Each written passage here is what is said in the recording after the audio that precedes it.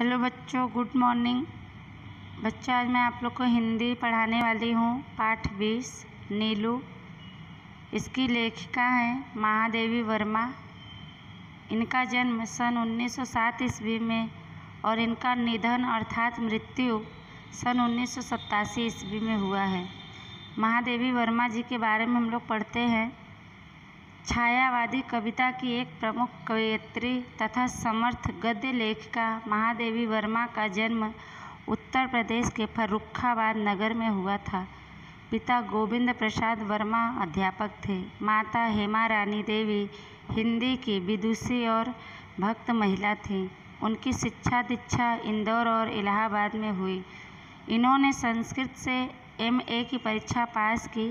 प्रयाग महिला विद्यापीठ में प्रधानाचार्य के रूप में जीवन के अंत तक कार्यरत रहीं। वे उत्तर प्रदेश विधान परिषद की मनोनीत सदस्य रहीं। एक लेखिका के रूप में आपने विशेष प्रतिष्ठा प्राप्त की है। अपने संस्मरणों और रेखाचित्रों में उन्होंने अपने साथी साहित्यकारों, पास पड़ोस के साधारण लोगों, जीवन यात्रा में संपर्क में आए हुए व्यक्तियों का सहानुभूतिपूर्वक गहरा चित्रण किया है। कहीं श्रद्धा से, कहीं करुणा से, कहीं उत्कट भावभूमि से निचोड़ कर रखे गए ये संस्मरण और रेखाचित्र हिंदी साहित्य की अमूल्य धरोहर है। निहार, रश्मि, नीरजा, दीपशिखा और यामा उनके प्रमुख काव्य संग्रह हैं। अतीत के चलचित्र, स्मृति की रेखाएं, पथ के साथी और छड़दा आदि आपकी गद्य रचनाएं हैं। यामा पर उन्हें भारतीय ज्ञानपीठ पुरस्कार से सम्मानित किया गया। यहाँ महादेवी वर्मा जी के बारे में बताया गया है कि इनका जन्म 1907 ईस्वी में और इनकी मृत्यु 1987 ईस्वी में हुआ था। छायावादी कविता की एक प्रमुख कवयित्री तथा समर्थ यानी योग्य गद्य लेखिका महादेवी वर्मा का जन्म उत्तर प्रदेश के फर्रुखा नगर में हुआ था। इनके पिता गोविंद प्रसाद वर्मा अध्यापक थे। माता हेमा रानी देवी हिंदी की विदुषी यानी विद्वान महिला और भक्त महिला थीं। उनकी शिक्षा दीक्षा इंदौर और इलाहाबाद में हुई। इन्होंने संस्कृत से MA की परीक्षा पास की। प्रयाग महिला विद्यापीठ में प्रधानाचार्य के रूप में इन्होंने काम किया जब तक ये जीवित रहीं। वे उत्तर प्रदेश विधानसभा परिषद की मनोनीत सदस्य रहीं। इनके बारे में बताया गया है कि एक लेखिका के रूप में इन्होंने विशेष सम्मान प्राप्त की। प्रतिष्ठा का मतलब होता है सम्मान। अपने संस्मरणों यानी यादगारों और रेखाचित्रों में इन्होंने अपने साथी साहित्यकारों, पास पड़ोस के साधारण लोगों, जीवन यात्रा यानी अपने जीवन में इनसे जुड़े हुए व्यक्तियों का सहानुभूतिपूर्वक यानी हमदर्दी के साथ गहरा चित्रण किया है, उल्लेख किया है।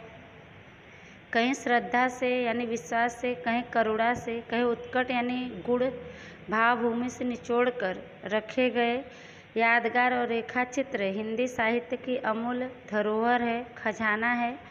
निहार, रश्मि, नीरजा, दीपशिखा और यामा इनके प्रमुख काव्य संग्रह हैं। अतीत के चलचित्र, स्मृति की रेखाएं, पथ के साथी और छड़दा इनकी गद्य रचनाएं हैं। यामा पर इन्हें भारतीय ज्ञानपीठ पुरस्कार से सम्मानित किया गया, अलंकृत किया गया। आगे है प्रस्तुत रचना में पहाड़ी अंचल का जीवन एवं कुत्ते की वफादारी का सुंदर ढंग से वर्णन किया गया है। यह पाठ जो दिया गया है, इस पाठ में पहाड़ी अंचल यानी किसी प्रदेश का वह भाग जो सीमा का किनारा हो, तट हो, वहाँ रहने वाले लोगों के जीवन एवं कुत्ते की वफादारी का सुंदर वर्णन किया गया है। हम इस पाठ को पढ़ेंगे और जानेंगे इसके विषय में। नीलू की कथा उसकी माँ की कथा से इस प्रकार जुड़ी है कि एक के बिना दूसरी अपूर्ण रह जाती है। अपूर्ण का मतलब होता है अधूरा।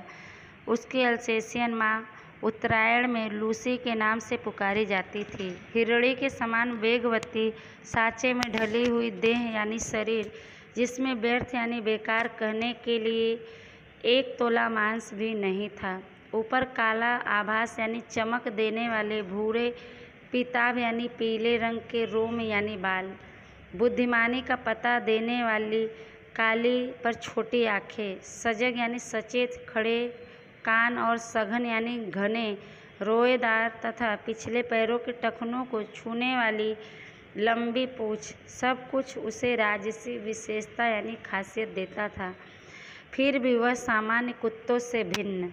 यहाँ नीलू की कथा के बारे में बताया गया है कि नीलू की कथा और उसकी माँ की कथा इस प्रकार जुड़ी है कि एक दूसरे के बिना अधूरा रह जाती है।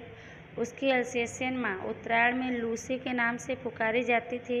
हिरणी के समान दौड़ने वाली तेज रफ्तार से और सांचे में ढली हुई उसकी शरीर था, जिसमें व्यर्थ कहने के लिए कुछ भी नहीं था। ऊपर से काले रंग का चमक देने वाले भूरे पीले रंग का बाल, बुद्धिमानी का पता देने वाली उसकी काली छोटी आँखें, सचेत सजग खड़े कान और घने रोएदार तथा पिछले पैरों के टंगनों को छूने वाली लंबी पूँछ थी। सब कुछ उसे राजसी विशेषता देता था। फिर भी वह सामान्य कुत्तों से अलग। आगे है, अल्सेशियन कुत्ता एक ही स्वामी को स्वीकार करता है। यदि परिस्थितियों के कारण एक व्यक्ति का स्वामित्व उसे सुलभ नहीं होता तो वह सब साथ सहचर जैसा आचरण करने लगता है। दूसरे शब्दों में, आदेश किसी का नहीं मानता परंतु सबके स्नेहपूर्ण अनुरोध की रक्षा में तत्पर रहता है। लूसी की स्थिति भी स्वच्छंद सहचरी के समान हो गई थी। अल्सेशियन कुत्ते के बारे में बताया गया है कि अल्सेशियन कुत्ता एक ही स्वामी, एक ही मालिक को स्वीकार करता है। यदि परिस्थितियों के कारण एक ही व्यक्ति का स्वामित्व उसे आसानी से नहीं मिलता है तो वह सबके साथ सहचर यानी साथी जैसा व्यवहार करने लगता है। दूसरे शब्दों में कहें तो आदेश किसी का नहीं मानता, लेकिन सबके साथ प्रेम पूर्वक अनुरोध करने पर उसकी रक्षा में तैयार रहता है। लूसी की स्थिति भी स्वच्छंद यानी साफ सहचरी यानी सहेली के समान हो गई थी। आगे, उत्तरायण में जो पगडंडी दो पहाड़ियों के बीच से मोटर मार्ग तक जाती थी, उसके अंत में मोटर स्टॉप पर एक ही दुकान थी जिसमें आवश्यक खाद्य सामग्री प्राप्त हो सकती थी।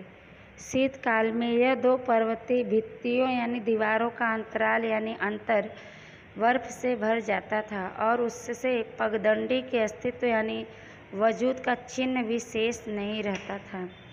तब दुकान तक पहुंचने में असमर्थ लाचार उत्तरायण के निवासी लूसी के गले में रुपए और सामग्री की सूची के साथ एक बड़ा अंगोछा या चादर बांधकर उससे सामान लाने का अनुरोध यानी प्रार्थना करते थे। वंश परंपरा से बर्फ में मार्ग बना लेने की सहज चेतना यानी अपने आप जागृत जानकारी के कारण वह सारे व्यवधान यानी रुकावट पार कर दुकान तक पहुंच जाती। दुकानदार उसके गले से कपड़ा खोलकर रुपया, सूची आदि लेने के उपरांत सामान की गठरी उसके गले या पीठ से बांध देता और लूसी सारे बोझ के साथ बर्फीला मार्ग पार करती हुई सकुशल लौट आती। यहाँ कह रहे हैं कि उत्तरायण में जो पगडंडी यानी पैदल चलने का रास्ता था, दो पहाड़ियों के बीच से मोटर मार्ग तक वह रास्ता जाती थी।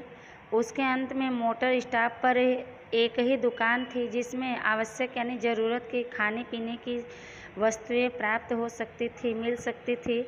लेकिन ठंडी के समय में ये दो पर्वतों के दीवारों के बीच का जो अंतर था, रास्ता था, बर्फ से भर जाता था और उससे पगडंडी यानी पैदल चलने का जो रास्ता था उसका वजूद का चिन्ह भी मात्र शेष नहीं रहता था।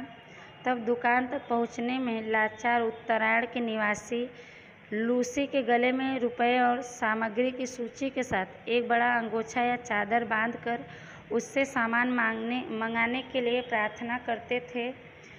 वंश परंपरा से बर्फ में रास्ता बना लेने की अपने आप की जो चेतना थी, उसके कारण वह सारे रुकावटों को पार कर दुकान पहुंच जाती। दुकानदार उसके गले से कपड़ा खोलकर रुपया, सूची आदि लेने के बाद सामान की गठरी उसके गले या पीठ से बांध देते और लूसी सारे बोझ के साथ बर्फीला यानी बर्फ के मार्ग पार करती हुई अच्छी तरह से लौट आती। आगे, किसी दिन उसे कई बार आना जाना पड़ता था।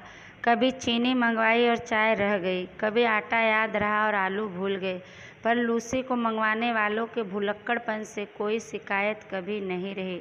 गले में कपड़ा बांध देते ही वह तीर की तरह दुकान की दिशा में चल देती। उसकी तत्परता के कारण मंगाने वालों में भूलने की प्रवृत्ति बढ़ती ही थी।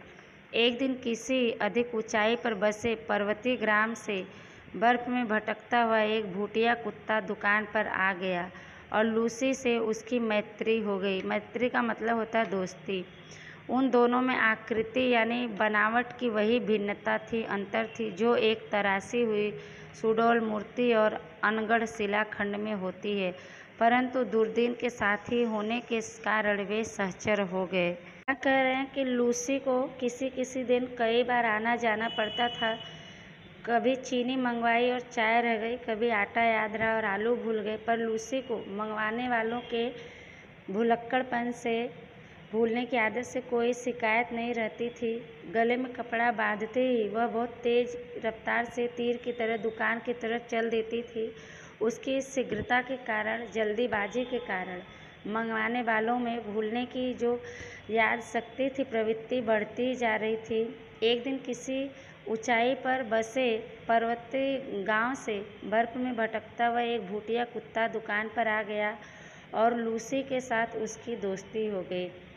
उन दोनों की बनावट में, आकृति में वही अंतर था, जो एक तराशी हुई गढ़ी हुई सुडौल मूर्ति और बिना गढ़े हुए शिलाखंड में होती है, परंतु खराब दिन के कारण वह दोनों एक दूसरे के साथी हो गए।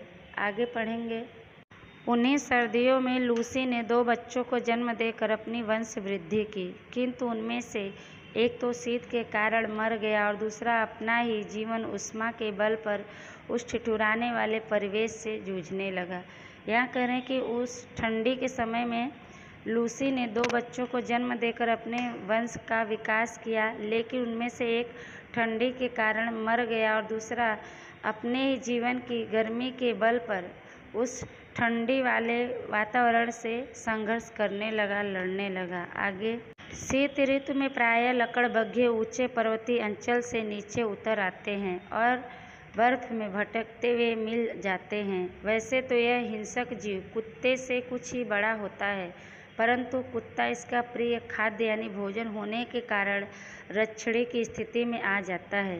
यहाँ कह रहे हैं कि ठंडी के समय में, ठंडी के ऋतु में प्रायः लकड़बग्घे ऊंचे पर्वतीय अंचल से नीचे उतर आते हैं और बर्फ में भटकते हुए मिल जाते हैं। वैसे यह हिंसक यानी मारकर खाने वाले जीव कुत्ते से कुछ ही बड़े होते हैं, लेकिन कुत्ता इनका प्रिय भोजन होने के कारण कुत्ते अपने सुरक्षा की स्थिति में आ जाते हैं।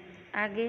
सामान्य कुत्ते तो लकड़बग्घे को देखते ही स्तब्ध और निर्जीव से हो जाते हैं, अतः उन्हें घसीट ले जाने में इसे कोई प्रयास ही नहीं करना पड़ता।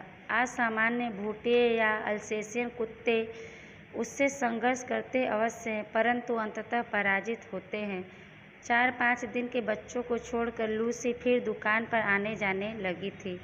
यहाँ कह रहे हैं कि सामान्य यानी साधारण कुत्ते तो लकड़बग्घे को देखते ही स्तब्ध यानी सन्न और निर्जीव यानी जैसे उनके अंदर जान नहीं है, ऐसे बेजान हो जाते हैं। अंततः उन्हें घसीट कर ले जाने में लकड़बग्घे को कोई प्रयत्न नहीं करना पड़ता है। असामान्य भूटिये या अल्सेशियन कुत्ते उससे लड़ते अवश्य हैं, लेकिन अंत में उन्हें हारना पड़ता है, उससे वो पराजित हो जाते हैं। और 4-5 दिन के बच्चों को छोड़कर लूसी फिर दुकान के तक आने जाने लगती थी। आगे। एक संध्या के झुटपुटे में लूसी ऐसी गई कि फिर लौट ही न सकी। बर्फ के दिनों में सांझ से ही सघन अंधकार घिर जाता है और हवा ऐसी तुषार बोझिल हो जाती है कि गंध भी वहन नहीं कर पाती। इसी से प्रायः शीतकाल में घ्राण शक्ति के कुछ कुंठित हो जाने के कारण कुत्ते लकड़बग्घे के आने की गंध पाने में असमर्थ रहते हैं और उसके अनायास आहार बन जाते हैं। सवेरे बर्फ पर कई बड़े छोटे पंजों के तथा आगे पीछे घिसटने के चिन्ह देखकर निश्चय हो गया कि लूसी ने बहुत संघर्ष के उपरांत ही प्राण दिए होंगे। बर्फ पर रक्त के पनीले धब्बे ऐसे लगते थे मानो किसी बालक की ड्राइंग पुस्तिका के सफ़ेद पृष्ठ पर लाल स्याही की दावात उलट गई हो। यहाँ कह रहे हैं कि एक दिन शाम के झुटपुटे में लूसी ऐसी गई कि फिर वापस नहीं लौट सकी। बर्फ के दिनों में शाम से ही घना अंधकार घिर जाता है और हवा ऐसी तुषार यानी बर्फ के समान ठंडा बोझिल हो जाती है कि गंध भी वहन यानी खींच कर ले नहीं जा पाती, फैला नहीं पाती। इसी से ठंडी के समय में गला जाम हो जाने के कारण कुत्ते लकड़बग्घे के आने की गंध पाने में लाचार रहते हैं और उसके कारण अनायास से बेमतलब ही उनका भोजन बन जाते हैं। सवेरे बर्फ पर कई बड़े छोटे पंजों के तथा आगे पीछे घसीटने के चिन्ह देखकर यह निश्चय हो गया कि लूसी ने बहुत लड़ा, लेकिन उसके उपरांत ही प्राण दिए होंगे। बर्फ पर रक्त यानी खून के पनीले धब्बे ऐसे लगते थे जैसे किसी बालक की ड्राइंग पुस्तिका के सफ़ेद पृष्ठ यानी पेज पर लाल स्याही की दावात उलट गई हो। आगे लूसी के लिए सभी रोए, परंतु जिससे सबसे अधिक रोना चाहिए था वह बच्चा तो कुछ जानता ही न था। एक दिन पहले उसकी आंखें खुली थी, अतः माँ से अधिक वह दूध के अभाव में शोर मचाने लगा। दुग्ध चूर्ण यानी दूध का पाउडर से दूध बनाकर उसे पिलाया, पर रजाई में भी वह माँ के पेट की उष्णता यानी गर्मी खोजता और न पाने पर रोता चिल्लाता रहा। अंत में हमने उसे कोमल ऊन और अधबुने यानी आधे तैयार स्वेटर की डलिया में रख दिया, जहाँ वह माँ के समीप यानी नज़दीक सुख के भ्रम में सो गया। डलिया में वह ऊन की गेंद जैसा ही लगता था। यहाँ लेखक बता रहे हैं कि लूसी के लिए सभी रोए, परंतु जिसे सबसे अधिक रोना चाहिए था वह बच्चा तो कुछ जानता ही न था। एक दिन पहले ही उसकी आंखें खुली थी, अतः माँ से अधिक वह दूध की कमी में शोर मचाने लगा। दूध चूर्ण यानी दूध से पाउडर का दूध बनाकर उसे पिलाया, पर रजाई में वह माँ के पेट की गर्मी खोजता और न पाने पर रोता चिल्लाता था। अंत में हमने उसे कोमल यानी मुलायम ऊन और आधे तैयार स्वेटर की डलिया में रख दिया, जहाँ वह माँ के नज़दीक के सुख के भ्रम यानी गलतफहमी में सो गया। डलिया में वह ऊन की गेंद जैसा ही लगता था। आगे आने के समय उसे अपने साथ प्रयाग लाना पड़ा। बड़े होने पर देखा कि वह अपनी माँ के समान ही विशिष्ट है। भूटिया बाप और अल्सेशियन माँ के रूप रंग ने उसे जो वर्ण संकरता दी थी, उसके कारण वह न अल्सेशियन था न भूटिया। लेखिका बता रहे हैं कि आने के समय उसे अपने साथ प्रयाग लाना पड़ा। बड़े होने पर देखा कि वह अपनी माँ के समान ही विशिष्ट है, खास है। भूटिया बाप और अल्सेशियन माँ के रंग रूप ने उसे जो वर्ण संकरता दी थी, यानी जो उसे रंग रूप दिया था दो प्रजातियों के मेल से, उसके कारण वह न अल्सेशियन था न भूटिया। आगे रोमों के भूरे, पीले और काले रंगों के सम्मिश्रण से जो रंग बना था वह एक विशेष प्रकार का धूप छाई हो गया था। धूप पड़ने पर एक की झलक मिलती थी, छाह में दूसरे की और दिन के उजाले में तीसरे की। कानों की चौड़ाई और नुकीलेपन में भी कुछ नवीनता यानी नयापन थी। सिर ऊपर की ओर अन्य कुत्तों के सिर से बड़ा और चौड़ा था और नीचे लंबोतरा यानी लंबे आकार पर सुडौल। पूँछ अल्सेशियन कुत्तों की पूँछ के समान सघन यानी घना रोमों यानी बालों से युक्त, पर ऊपर की ओर मुड़ी कुंडलीदार थी। पैर अल्सेशियन कुत्ते के पैरों के समान लंबे, पर पंजे भूटिया के समान मजबूत, चौड़े और मुड़े हुए नाखूनों से युक्त थे। शरीर के ऊपर का भाग चौड़ा, पर नीचे का पतले पेट के कारण हल्का और तीव्र गति सहायक था। आंखें न काली थी न भूरी और न कंजी। उन गोल और काली कोर वाली आँखों का रंग शहद के समान था, जो धूप में तरल सुनहला हो जाता था और छाया में जमे हुए मधु यानी शहद सा पारदर्शी यानी आर पार दिखाई देने वाला लगता था। यहाँ लेखिका लूसी के बच्चे के बनावट के बारे में बता रहे हैं कि उसकी रोमों यानी बालों के भूरे, पीले और काले रंगों के मिश्रण मेल से जो रंग बना था वह एक विशेष यानी खास प्रकार का धूप छाई हो गया था। धूप पड़ने पर एक की झलक मिलती थी, छाँव में दूसरे की और दिन के उजाले में तीसरे की। उसके कानों की चौड़ाई और नुकीलेपन में भी कुछ नयापन था। सिर के ऊपर की ओर दूसरे कुत्तों के सिर से बड़ा और चौड़ा था और नीचे लंबोतरा यानी लंबे आकार पर सुडौल पूँछ अल्सेशियन कुत्ते की पूँछ के समान घने बालों से युक्त और ऊपर की ओर मुड़ी कुंडलीदार थी। पैर अल्सेशियन कुत्ते के पैरों के समान लंबे, पर पंजे उसके भूटिये के समान मजबूत, चौड़े और मुड़े हुए नाखूनों से युक्त थे। उसके शरीर के ऊपर का भाग चौड़ा, पर नीचे के पतले पेट के कारण हल्का और तेज रफ्तार उसकी मददगार था। उसकी आंखें न काली थी, न भूरी और न कंजी थी, गोल और काली कोर वाली आंखें थी। उसके आँखों का रंग शहद के रंग के समान था, जो धूप में तरल सुनहला हो जाता था और छाया में जमे हुए शहद सा पारदर्शी लगता था। आगे पढ़ेंगे। उसका रात का कर्तव्य भी स्वेच्छा, स्वीकृति और निश्चित था। सबके सो जाने पर वह गर्मियों में बाहर लान और सर्दियों में बरामदे में तख्त पर बैठकर पहरेदारी का कार्य करता। रात में कई कई बार वह पूरे कंपाउंड का और पशु पक्षियों के घर का चक्कर लगाता रहता।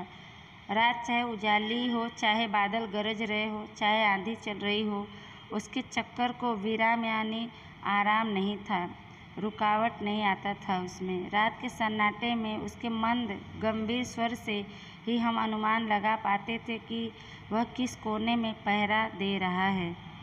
लेखिका बता रही हैं कि उसका रात का जो काम था वे अपनी स्वेच्छा से, अपनी स्वीकृति से निश्चित समय पर करता था। सबके सो जाने पर वह गर्मियों में बाहर लान और सर्दियों में बरामदे में तख्त यानी चौकी पर बैठकर पहरेदारी का काम करता था।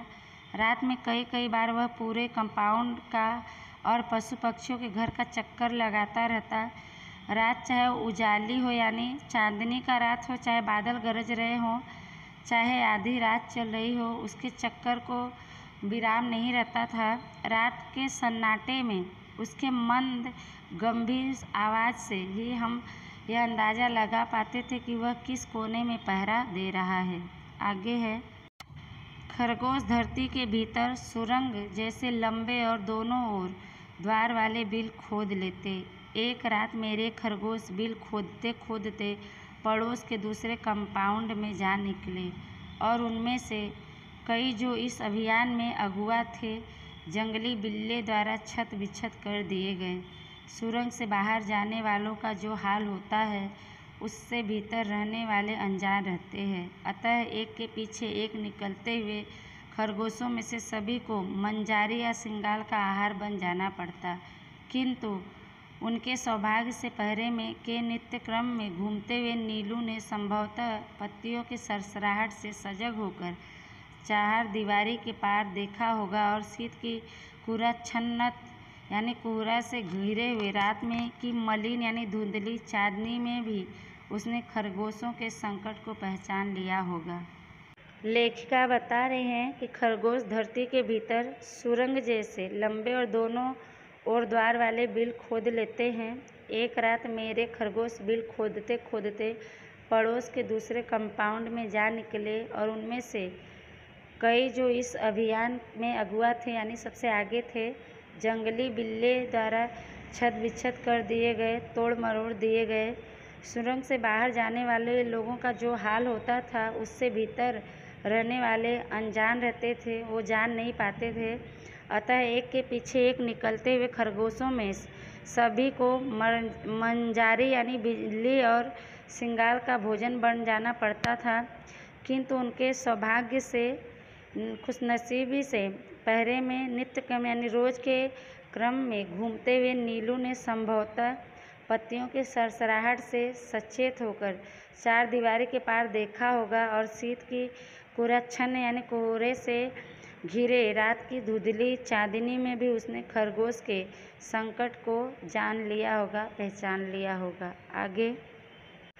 उसके कूदकर दूसरी ओर पहुँचते ही बिल्ला तो भाग गया, परंतु खरगोशों को बाहर निकलने से रोकने के लिए वह रात भर ओस से भीगता हुआ सुरंग के द्वार पर खड़ा रहा।